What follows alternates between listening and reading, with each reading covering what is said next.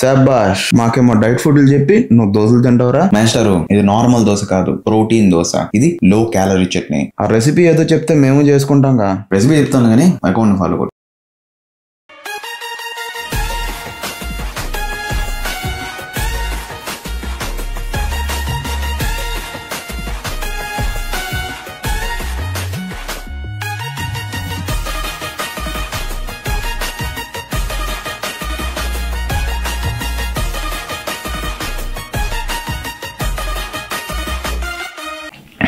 అంత బాగుంటుందండి?